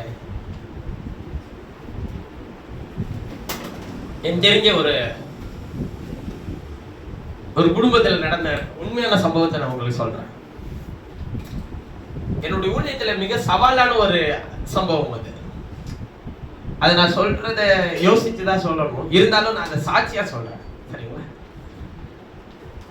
நாங்க ஒரு விசுவாசத்துக்கு ஒரு வீடு பார்த்து, ஒரு வாடகைக்கு ஒரு வீடு பார்க்கலாம்னு சொல்லிட்டு, இது நான் சாட்சியா சொல்றேன். அவங்க என்ன பண்ணாங்கன்னா, வாடகைக்கு வீடு பார்க்கறதுக்கு பதிலா சரி மாசம் மாசம் வாடகை கட்டுறதுக்கு நம்ம ஒரு லீஸுக்கு போயிடலாம் அப்படின்ட்டு போயிட்டாங்க. அதுல ஏதாச்சும் பைபிள் படி தப்பு இருக்கா? தப்பு ஒண்ணும் இல்லை. சரி லீஸுக்கு போல போயிட்டாங்க. ஓட வீட்டுல லீஸு 3 லட்சம் அப்படின்னு சொல்லிட்டாங்க. சரின்னு கொடுத்துட்டு நம்ம இப்ப நமக்கு என்ன தெரியும், வீடு நல்லா இருக்கான்னு தான் பார்ப்போம். பணம் கொடுக்குற ஓனர் நமக்கு திருப்பி தருவானான்னு பார்ப்போம். அவ்வளவுதான். நான் திருப்பி தந்துறேங்க நம்ம சொல்லிட்டான். சரி நம்பிக்கையோட போயிட்டோம். போன அடுத்த மாசம் என்ன சம்பவிக்குதுன்னு நான் கேட்டீங்கன்னா, அந்த வீடு பேங்க்ல வச்சு அவன் லோன் வாங்கி கட்டி இருக்கிறான். இது யாருக்கு தெரியாது? லீஸுக்கு போன நமக்கு தெரியும். இதெல்லாம் அம்மாங்க அவன் எவன்கிட்ட கடன் வாங்கினாலும் அம்மாங்க பார்த்துட்டு போக முடியும். போன அடுத்த மாசமே இப்ப நமக்கு என்ன நினைச்சு போயிருக்கிறோம், இன்னும் 1 வருஷத்துக்கு நம்ம எங்கேயும் மாற தேவையில்ல, இந்த வாடகையும் தர தேவையில்ல, கொடுத்த அமௌண்ட்டை நமக்கு அவர் என்ன பண்ணுவோம், 1 வருஷம் கழிச்சு திருப்பி கொடுத்துருவா. இல்லைன்னா 2 வருஷத்துக்கு அக்ரிமெண்ட் போட்டிருக்கா, அது முடிச்சதுக்கு அப்புறம் அவன் நமக்கு திருப்பி தருவான். 2 வருஷத்துக்கு வாடகை இல்லை. நம்ம ஒரு நிம்மதியா போய் உட்காந்தா பேங்க்ல இருந்து நம்ம போன் வருது, நீ அந்த வீட்டுக்கு வாடகைக்கு வந்த, நீ காலி பண்ணு, நான் அந்த வீட்டை ஜப்தி பண்ண போறேன் அப்படின்னு வருது. இப்போ ஒரு விசுவாசியோட மனநிலை எப்படி இருக்கும் சொல்லுங்க. அந்த வீட்டுக்கு ஜோம் பண்ணி வீட்டுக்குள்ள உள்ள விட்டுட்டு வந்தது நான் தான். இப்ப ஏன் நிலைமை என்ன ஆகும்னு யோசிங்க சொல்லுங்களேன். இப்ப அந்த விசுவாசி என்ன நினைக்கும்னா, என்ன நினைப்பாங்கன்னா, ஒரு உதாரணத்துக்கு சொல்றேன், என் தம்பிக்கு தெரியாதா இப்பெல்லாம் சம்பவிக்கும், ஏன் ஆண்டவர் என்ன நான் கட்டமா போட்டு பார்த்தேன் அடுத்து நடக்க போகுதுன்னு சொல்லி எனக்கு தெரியாது. இது நல்ல சுமூகமான ஒரு வழி, நல்ல வீடா இருக்கு, நீங்க ஒரு 2 வருஷம் அவ்வளவுதான் நான் சொல்ல முடியும். ஓகே, இப்ப அவன் பேங்க்ல எங்க வச்சிருக்கான், என்ன வச்சிருக்கான், எதுவுமே எனக்கு கர்த்தர் வெளிப்படுத்திருந்தாருன்னா சொல்லியிருப்பேன், இல்ல இது சரி வராதுன்னு சொல்லி வெளிப்படுத்தல. நான் என்ன பண்ணுவேன், சொன்னது தாங்க சொல்ல முடியும். சொல்லாதவங்களாம் இந்த இருக்கிற மாதிரிலாம் அடிச்சு விடலாம் எனக்கு தெரியாது. அப்படி சொன்னா நான் வாங்கி கட்டிக்கிறதுக்கு எனக்கு விருப்பம் இல்லை, நான் நரது போயிடுவேன். நான் சொல்ற எல்லா விஷயங்களுமே அவர் எனக்கு சொன்னாருன்னா, அது தெளிவு கொடுத்தாருன்னா மட்டும்தான் வாய் தரன்னு சொல்லுவேன். இல்லையா நான் ஜோ பண்றேன், நீ விசுவாசத்தோடு கிரியை நடப்பின்னு சொல்லிட்டு பேசாம விட்டுருவேன். எல்லாத்துக்கும் கத்தர் சொன்னார் எதையாச்சும் ஒண்ணுலாம் வாய்க்கு வந்ததெல்லாம் சொல்ல மாட்டேன். எனக்கு தேவையும் இல்லை, அதை சொல்லி நான் நிறைய போறது பார்க்கலாம், பேசாம இருக்கிறது நல்லது. சரி, இப்படி ஒரு சூழல் வந்துருச்சு. ஏதோ முதல் மாசமே பதறாங்க, ஓனர்கிட்ட ஃபோன் பண்ணி கேட்டா ஓனர் என்ன சொன்னாருன்னா, நீங்க இருங்க அதை நான் பாத்துக்கிறேன் அப்படின்னு சொல்லிட்டாரு. பேங்க்காரன் ஓனருக்கு ஃபோன் பண்ணாம இவன் நமக்கே ஃபோன் பண்ணி நீ அந்த வீட்டுல இருக்காத காலி பண்ணுன்னு சொல்றான். ஓனர் நீ எங்க இரு நான் பாத்துக்கிறேன் பேங்க் விஷயத்தான்னு சொல்றான். இப்ப நீங்க என்ன பண்ணுவீங்க? பேங்க்காரன் ஓனர் கிட்ட பேசுங்க அப்படின்னு சொல்லி நமக்கு தோணும். அவன் சொல்றான், நான் ஓனர்கிட்ட பேசுறேன், அவன் வர மாட்டேங்கிறான், அதனால நீ காலி பண்ணிடுற, நான் அந்த வீட்டை ஜப்தி பண்ணி இழுத்து மூட்டு வர போறேன்றான். முதல் மாசமே நான் சொல்றது போன முதல் மாசமே. இப்ப அந்த வீட்டுல இருப்பீங்களா இருக்க மாட்டீங்களா? இப்ப எனக்கு ஒரு சேலஞ்ச். இப்ப இது என்ன பண்ணலாம் ஆண்டவரே? நீ விசுவாசத்தினால தானே என்னை விட்டுட்டு வந்த, விடு. 5 வருஷம் அதே வீட்டுல இருந்தாங்க. கொடுத்த அதே பணத்துக்கு 5 வருஷம் அதே வீட்டுல இருந்தாங்க. முதல் மாசம் வந்த பிரச்சனை கடைசி மாசம் வரையில அதே பிரச்சனை தான். ஆனா 5 வருஷம் கர்த்தர் அங்கேயே வச்சிருந்தாரு. போட்ட அக்ரிமெண்ட் 2 வருஷத்துக்கு, 1 வருஷத்துக்கு 2 வருஷத்துக்கு தான் நினைக்கிறேன், தெரியல. ஆனா வச்சிருந்தது, நீ அவர் பிள்ளைகளை ஒருத்தர் ஏமாத்தணும்னு முயற்சி பண்ணாங்க, தேவன் அதே இடத்திலே அவர்களை வைத்து ஆதரித்து வழிநடத்துகிறவரா இருந்தார். நம்ம நினைக்கிற மாதிரிலாம் இல்லைங்க. சில நேரத்துல சில பிரச்சனைகளுக்கு இது மத்தியில ஏன் நான் போகணுன்ற மாதிரி நம்ம நினைப்போம். ஆனா அது மத்தியிலே அவர் இருந்து நம்மளை நடத்துறாருன்றதான் முக்கியம். சாட்சியாய் நடத்தி வந்தாருங்க. இப்ப இதெல்லாம் பார்த்தோன்னா ஒரு சின்ன விஷயம் வரும்போது, ஒரு முடிவெடுக்க வேண்டிய சூழ்நிலை வரும்போது பயந்து பின்வாங்கணும்னு வச்சுக்கோங்களேன். அது சொல்ல நீ ஏன் பயப்படுற? நீ சம்பவிக்காதுன்னு நினைச்ச சூழல்லாம் உன் வாழ்க்கையில சம்பவிக்கும் போது உன் கூட இருந்த நானு இது சம்பவிச்சிருமோன்னு சொல்லி ஏன் பயப்படாத. உலகத்துக்கு ஏற்ற பயம் தேவனை விட்டு விலக செய்யும். பிளஸ் ஆர் மைனஸ் எதுனாலும் நடக்கட்டும், எல்லாவற்றிலும் தேவன் என்னோட கூட இருப்பார். அதுதான் அது மட்டும்தான் நம்முடைய விசுவாசமா இருக்கணும். இது நடந்துருச்சுன்னா என்ன செய்யறது? அது நடக்காம இருந்தாலும் நம்மளால ஒண்ணும் செய்ய முடியாது, நடந்துச்சுனாலும் ஒண்ணும் செய்ய முடியாது. எதிர் வழியா நம்ம நடத்தி கூட்டிட்டு போக அவர் கரத்தை பிடித்திருக்கிறாரோ, நம்ம எந்த சூழ்நிலை இருந்தாலும் கரத்தை மட்டும் யார்கிட்ட பாத்துக்கணுங்க, அவர்கிட்ட தான் இருக்குதா, ஓகே பிரச்சனை இல்லை. அவர் சொன்னாரு தாவீது, நான் மரண இருளின் பள்ளத்தாக்கிலே நடந்தாலும் நான் எதுக்கு மட்டும் பயப்பட மாட்டேன்னா, இவன் வைக்கிற எந்த விஷயத்துக்கு பயப்பட மாட்டேன். ஏன்னா இவர் என் கூட இருக்கிறார்ல, அவர் இருக்கிற வரையிலும் நான் மரண இருளின் பள்ளத்தாக்குள்ள நான் நடப்பேன். அதுக்குள்ள போனாலும் நான் போவையா, அதுக்குள்ள இருந்தாலும் எத்தனை பேர் அவர் கரம்பட்டி நடத்தி வந்திருக்கிறார்.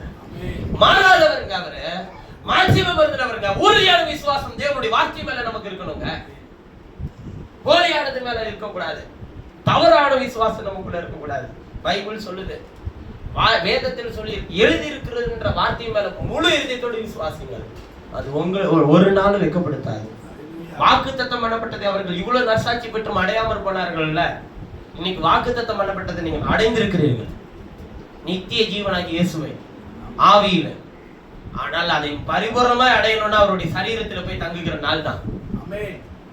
ஒன்னே ஒண்ணு சொல்றேன், மாம்சத்தின்படி வாக்குத்தத்தத்தை பெறாத இஸ்ரவேலர்களுக்கு, வாக்குத்தத்தத்தை அடையாமல், வாக்குத்தத்தத்தை பெற்றிருக்கிறாங்க ஆனா வாக்குத்தத்தத்தை அடையல, அதாவது இயேசு அடையல, அவர்களுடைய தேசத்தையே அவர்களையே தேவன் பாதுகாத்து இவ்வளவு வல்லமையா ஞானத்தை கொடுத்து நடத்துவாருன்னா,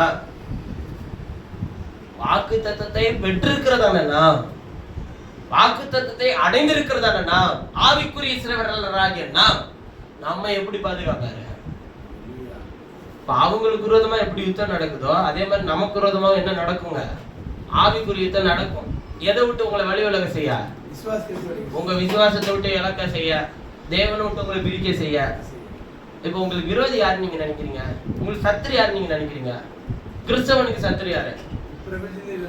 இப்பிரபஞ்சத்தின் தேவனானவன் யாரை பயன்படுத்திப்பான்? கிறிஸ்தவனுக்கு யார் எதிரி தெரியுங்களா? அவன் கிறிஸ்தவனை தான் பயன்படுத்திப்பான். நான் சொல்றதுல நான் வைக்கவே பட மாட்டேன், அதே மாதிரி கொஞ்சம் கூட தயங்கவே மாட்டேன். கிறிஸ்தவனுக்கு முதல் எதிரி கிறிஸ்தவன் தான். நீங்கள் நம்பினாலும் நம்பலனாலும் அதான் உண்மை.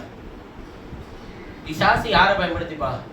நீங்க மற்ற மதத்துல இருக்கிறவர்களை கொண்டு வந்து பயன்படுத்தினா நீங்க போ பிசாசுன்னு சொல்லிடுறீங்க. கிறிஸ்தவனுக்கு எதிரியே தேவனுடைய வார்த்தையை விட்டு விலக செய்கிற இன்னொரு கிறிஸ்தவனை கொண்டு வந்து நிறுத்தி தான் அவன் பேசிப்பான். அவனுடைய நடக்கை காண்பித்து இவர்கள் மாதிரி நாம ஏன் செய்யக்கூடாதுன்னு சொல்லி கேட்பான். நீங்க யார மாதிரி செய்யணுன்றதுக்காக உங்களை அழைக்கப்படல, வேதத்தின்படி வாழ உங்களை அழைத்திருக்கிறார். நீங்க யார மாதிரி இங்க பாவனை செய்ய இங்க வரல, நீங்க கர்த்தரை போல வாழ்றதுக்கு தான் அழைக்கப்பட்டிருக்கிறோம். நித்திய ஜீவனை சுதந்திரிக்க அவருடைய வார்த்தையின்படி சித்தத்தின்படி நடவுங்கள், கர்த்தர் உங்களை நித்திய ஜீவனுக்கு கொண்டு போய் சேர்ப்பார். அவர்கள் நம்மை அல்லாமல் பூரணராகாதபடி விசேஷித்த நன்மையானதொன்றை தேவன் முன்னதென்று நமக்காக நியமித்திருக்கிறார். முன்னதாக நியமிக்கப்பட்ட ஒன்றே ஒன்று வாக்குத்தத்தமாகிய இயேசு கிறிஸ்துவின் சரீரம். நியமிக்கப்பட்ட அந்த சரீரத்துல நீங்களும் நானும் போய் சேருகிற வரையிலும் அதிலே நம்முடைய ஓட்டத்தை கவனமாய் நிதானமாய் ஓடி ஜெயம் எடுப்போம். நியமிக்கப்பட்டிருக்கிற ஓட்டத்துல தேவனுடைய விசுவாசத்தை விட்டுவிடாதபடிக்கு ஓடுவோம். கர்த்தர் உங்களை ஆசீர்வதித்து பலப்படுத்தார். நாம் யாவரும் சீக்கிரம்